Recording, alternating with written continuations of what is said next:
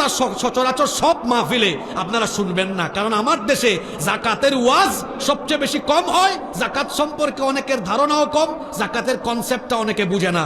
যদি এই দেশে পার্লামেন্টে কোরআন ঢুকে, আল্লাহ যেন ঢুকায় দেন, বলেন আমিন, তাহলে এই দেশের নতুন একটা মন্ত্রণালয় খোলা হবে। সেই মন্ত্রণালয়ের নাম হলো জাকাত মন্ত্রণালয়। জোরে বলেন কি মন্ত্রণালয়? সেখানে ইসলামী অর্থনীতিতে বিশেষজ্ঞ আলেম ওলামারা সেই মন্ত্রণালয় পরিচালনা করবেন। তখন সারা দেশের মুসলমানদের সম্পদের হিসাব সরকারের কাছে থাকবে। বছর শেষে চিঠি আসবে বাড়িতে বাড়িতে, আপনার এবছর এত টাকা জাকাত, আমাদের সংশ্লিষ্ট উপজেলা অফিসে গিয়ে জাকাতের টাকা জমা দেন।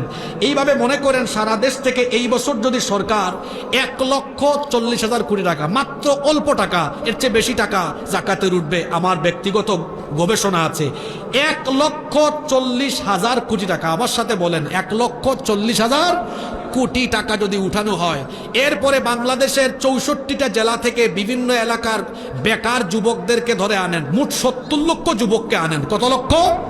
70 লক্ষকে এনে তাদের হাতে 2 লাখ টাকার চেক দেন। প্রত্যেকের হাতে কয় লক্ষ টাকার? 2 লক্ষ টাকার চেক দেন। তাহলে 70 লক্ষ গুণ 2 লক্ষ সমান কত?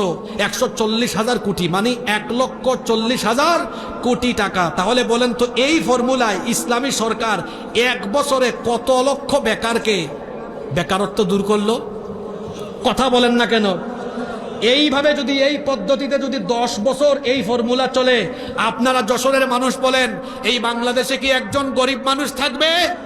না খাইয়া কেউ মরবে?